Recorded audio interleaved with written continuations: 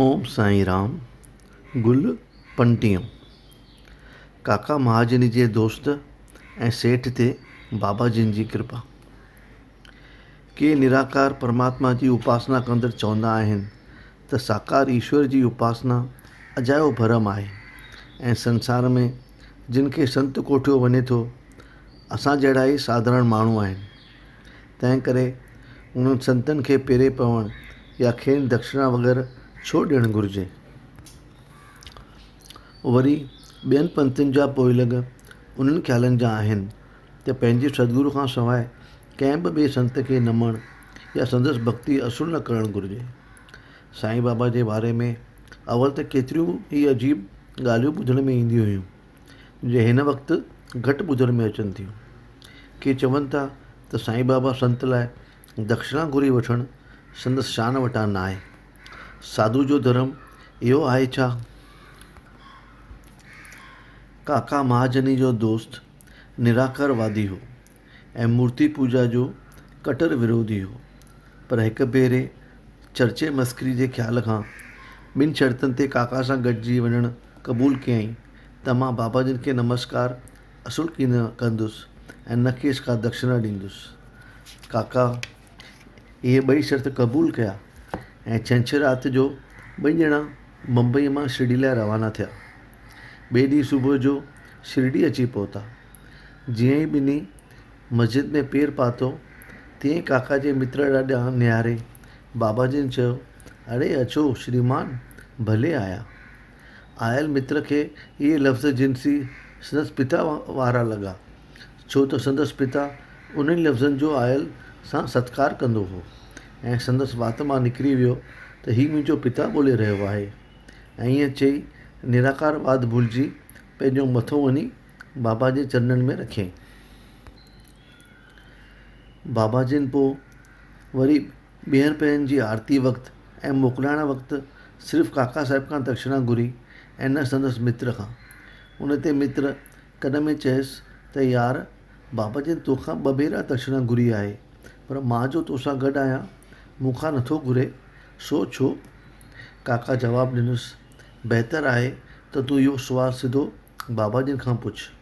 उन ते बाबा जिन पाण ई चयो त कन में कहिड़ी सुसपुस करे रहिया आहियो?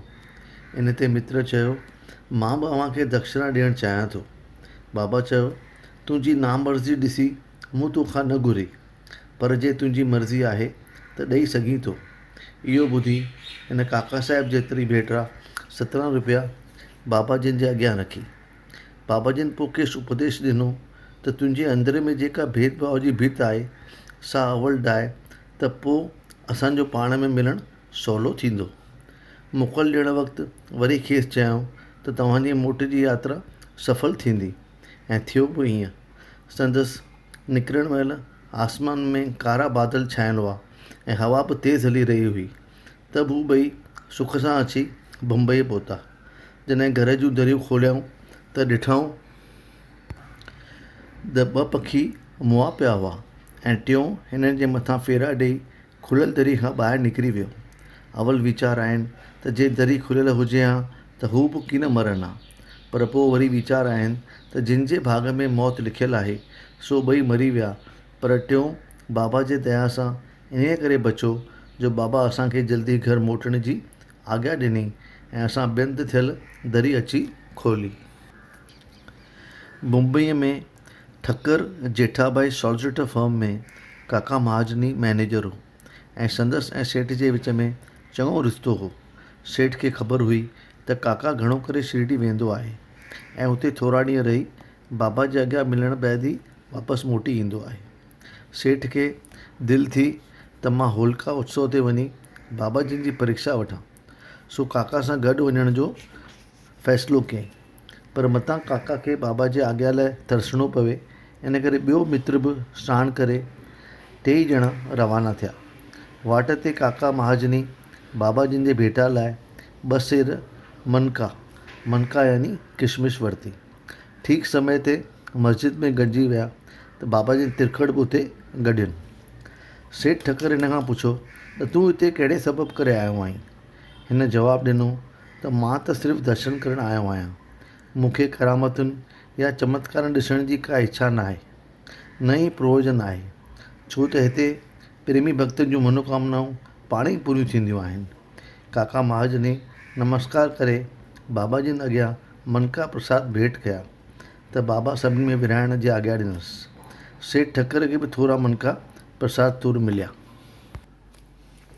हाणे हिकु त सेठ खे मनका सुठा कीन लॻंदा हुआ ऐं ॿियो त डॉक्टर बि खेसि मनका जहिड़नि शयुनि खाइण जी मना करे छॾी हुई। इन करे अची मुंझो, पर ज़ाहिरी ॾेखाव करण लाइ पंहिंजी मर्ज़ी बरख़िलाफ़ खणी वात में विधाई ऐं खखड़ियूं ऐं ॿिज खणी पंहिंजे खीसे में विधाई। दिलि में चयईं त जेकॾहिं साईं बाबा अंतरामी संत आहिनि त मूंखे मनका खां नफ़रत हूंदे बि मनका खाइण लाइ लाचार छो कनि। मन में इहो ख़्यालु उत्पन्न थियण बैदि बाबा जिन वरी ॿिया मनका हिन खे ॾिना, जे हिन हथ में खणी सोगा कया त बाबा जिन चयसि, इहे हींअर ई वात में विझ। सेठ आज्ञा जो पालन करे वात में विझी चॿाड़िया त सभु बिना बिज जे लॻसि। बाबा जिन जी इहा अंतरात्मा ॾिसी पंहिंजे शक दूरि करण लाइ बर वारनि खां पुछियईं, तव्हांखे मिनका बिज वारा मिलिया या बिना बिज वारा? हिननि चयो, असांखे अछे दाणे वारा मिनका मिलिया आहिनि। इन ते वधीक हैरान थी वियो, पर वरी बि दिलि में चयईं त जे बाबा जिन सचो संत आहे त आयल आंदल प्रसाद अवल काका खे मिलणु घुरिजे ऐं पोइ ॿियनि खे। बाबा संदसि अंदरि परोड़े आज्ञा ॾिनी त हीउ ॿियो प्रसाद अवल काका महाजनी खे ॾेई पोइ सभिनी में विरायो। बाबा जिन सां पोइ भक्त शामा सेठ ठक्कर जी वाक़फ़त कराए चयो त हीउ काका महाजनी जो सेठ आहे। बाबा यकदम चयो, ये उनके सेठ कैसे हो सकते हैं, उनके सेठ तो बड़े विचित्र हैं। काका बाबा जिन सां शामिल रहे थी कंध धूणे हा कई ऐं सेठ ठक्कर बि पंहिंजो हटु छॾे बाबा जिन खे प्रणाम करे वाड़े में मोटी आयो। मंझंदि जो आरती खां पोइ जॾहिं हू मस्जिद में मोकिलण आया त शामा संदसि लाइ प्रार्थना कई त बाबा जिन चयो, हिकु ख़ुश्क मग़ज़ जो महाशय हो जो बिल्कुलु तंदुरुस्त ऐं धनवान पिणु हो, तंहिं हूंदे बि चिंताउनि में ॿुॾल रहंदो हो। चौधारी रुली भटकी पाण खे अशांत कंदो रहंदो हो। संदसि इहा हालत ॾिसी मूंखे दया आई ऐं चयोमांसि त कृपा करे पंहिंजो विश्वास हिकु हंधि क़ाइमु कर। अजाए भिटकण मां तोखे को बि लाभ कोन थींदो, तंहिं करे जल्द ई अहिड़ो हंधि या माण्हू चूंडे उन में पंहिंजो ईमान ॼमाए। इहे लफ़्ज़ ॿुधी ठक्कर सेठ सम्झी वियो त इशारो मूं ॾांहुं आहे। संदसि मर्ज़ी हुई त काका महाजनी साणुसि गॾु मोटी हले ऐं बाबा जिन इहो सही करे काका खे सेठ सां गॾिजी मोटण जी आज्ञा ॾिनी। कंहिं मन ते सम्झो त काका खे एतिरो जल्द वञण जी मोकल मिलंदी, लेकिन ठक्कर सेठ खे इहो वधीक हथ ते पुरतो मिलियो। बाबा जिन पोइ काका खां 15 रुपया दक्षिणा घुरी ऐं चयो त मां जॾहिं बि कंहिंखां 1 रुपयो दक्षिणा घुरंदो आहियां त हुनखे ॾहुणा करे मोटाए ॾींदो आहियां। कंहिंखां बि का शइ मुफ़्त में कीन वठंदो आहियां ऐं न ई हर कंहिंखां घुरंदो आहियां। मुंहिंजो गुरुदेव जंहिं ॾांहुं इशारो कंदो आहे फ़क़ति उन खां ई घुरंदो आहियां। जेको गुज़िरियल जन्मनि जे कर्ज़ी हूंदो आहे उनजी दक्षिणा क़बूल कई वेंदी आहे। दानी दान ॾेई आईंदे लाइ सुठो बुझ पोखे थो। धन धर्म जे कमनि में सजायो ऐं सफ़लो करणु खपे। धन पंहिंजी शख़्सी ज़रूरत पुठियां ख़र्च करणु निसफल ऐं व्यर्थ वञे थो। जेकॾहिं अवी गुज़िरियल जन्मनि में दान न कयो हूंदो त हिन जन्म में उनजो फल पाइण जी इच्छा कीअं था रखो। जे अवी धन जी प्राप्ति करण जी आशा रखो था त हींअर हिन जन्म में कयो। दक्षिणा ॾियण सां अंदर में वैराग वर्ती जो वाधारो थींदो, जंहिं करे अंदर में भक्ति ऐं ज्ञान बि वधंदा। एक देवे 10 पावे। बाबा जिन जा बोल ॿुधी ठक्कर सेठ पंहिंजो अॻियो ख़्यालु भुलिजी बाबा जिन जे अॻियां 15 रुपया दक्षिणा रखी ऐं दिलि में चयो, चङो जो शिरडी में आयुसि, हिते मुंहिंजा शक शुबा दूरि थी विया ऐं सुठी सिख्या प्राप्त कयमि। जेतोणीकि बाबा जिन सभु कुझु पाण कंदा हुआ त बि निर्लिप ऐं न्यारा रहंदा हुआ। नमस्कार कंदड़नि या न कंदड़नि या दक्षिणा ॾींदड़ या न ॾींदड़ सां साॻियो वर्ता कंदा हुआ। कंहिंजो बि निरादर कीन कंदा हुआ। जेके प्रेमी संदसि सेवा या पूजा कंदा हुआ त ख़ुशी ज़ाहिर कीन कंदा हुआ। जेको लापरवाही सां हलंदो हो त खेनि को दुख कोन थींदो हो। उहो दुख सुख जे हद खां मथे चढ़ी चुका हुआ। बांद्रा जो हिकु प्रभु महाशय केतिरनि ॾींहंनि खां निंड न अचण करे हयाती मां बेज़ार हो, छो त जीअं ई सुम्हंदो हो संदसि सुर्गवासी पिता सपने में अची खेसि तमामु बुरी तरह गारियूं ॾींदो हो, जंहिं करे सॼी राति निंड हराम थी वेंदी हुअसि। इहा जुठ साणुसि हर रोज़ पई थींदी हुई, जंहिं करे हू ज़रे घटि पागल थी पियो। पर हिकु ॾींहुं बाबा जे हिकु भक्त चयुसि त मां बाबा जी ॾिनल पवित्र विभूति खे सभ खां सुठी ऐं रामबाण दवा करे मञा थो, जिहा जल्द तोखे फ़ाइदो पहुचाईंदी। मां तोखे विभूति जी हिकु पुड़ी ॾियां थो, त सुम्हण खां अॻे पंहिंजे मथे ते लॻाए ऐं विहाणे हेठां रखी छॾिजे, त साईं बाबा सभु भली कंदो। हिन विश्वास रखी ईअं कयो ऐं नतीजो इहो निकितो जो खेसि पकी निंड अची वई ऐं को बि सुपिनो कोन ॾिठईं। आनंद ऐं ख़ुशी वेचां साईं बाबा जी मूर्ति वठी पंहिंजे विहाणे जे भरिसां रखी हर रोज़ु उन जी पूॼा करणु शुरू कयईं ऐं हर कंहिं विस्पति ते मूर्ति खे हार पाए प्रसाद पिणु अर्पण कंदो हो। नतीजो इहो थियो जो अॻियो दुख सफ़ा भुलिजी वियो ऐं हयातीअ में खेसि मज़ो अचणु लॻो। बालाजी पाटिल नवासेकर बाबाजिनि जो परम भक्त हो ऐं निष्काम शेवा कंदो हो। जंहिं रस्ते खां बाबा निकिरंदा हुआ उहो प्रातःकाल जो उथी झाड़ू लॻाए बिल्कुलु साफ़ करे छॾींदो हो। साॻी तरह भक्त राधा कृष्ण ऐं अब्दुल्ला पिणु निष्काम भक्त हुआ। बालाजी जॾहिं पंहिंजो फ़सुलु कटींदो हो त उहो सभु बाबाजिनि खे अची भेटा कंदो हो ऐं उन मां जेको बाबाजिनि खेसि मोटाए ॾींदा हुआ उन मां पंहिंजे सारे कुटुंब जी पालना कंदो हो। केतिरनि सालनि जी निष्काम शेवा बैदि जॾहिं हिन चालाणो कयो त संदसि पुटु बि उहा साॻी शेवा पाण ते हमवार कई। हिकु दफ़े बालाजी जे जनमु ॾींहं ते किन ॿियनि शख़्सनि खे कोठ ॾेई घुरायो वियो, पर जेतिरनि माण्हुनि जे लाइ भोजन तयारु हो तिन खां टीणा माण्हू अची इकट्ठा थिया। इहो ॾिसी श्रीमती बालाजी अची शिशर थी त हेतिरनि माण्हुनि में तयारु कयल भोजन कीअं पूरो पवंदो। जे खुटी पियो त असांजे सारे कुटुंब जी घटिताई थींदी। उते संदसि ससु अची सलाह ॾिनी त चिंता न कर, हर कंहिं भोजन जे देॻ में उती विभूति विझी मथां कपिड़े सां ढके छॾ ऐं बिना कपिड़े लाहिण जे उन मां माल कढी विरहाईंदा वञो त विभूति जो मालिक साईं बाबा पाणे अची सहाय थींदो।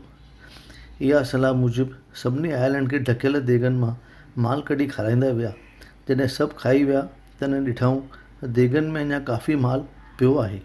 इहो जब ॾिसी सभिनी साईं बाबा जी स्तुति कई ऐं चए पाण अची सहाय थिया आहिनि। हक़ीक़त में ईश्वर ऐं सदगुरु सची भावना जा भाड़ा ॾींदा आहिनि।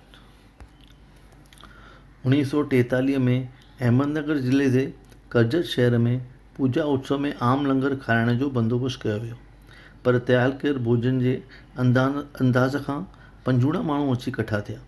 बाबाजिनि जे आज्ञा सां देॻियूं ढके माल कढंदा विया त आख़िर में विरहाईंदड़ लाइ पिणु काफ़ी माल बची पियो।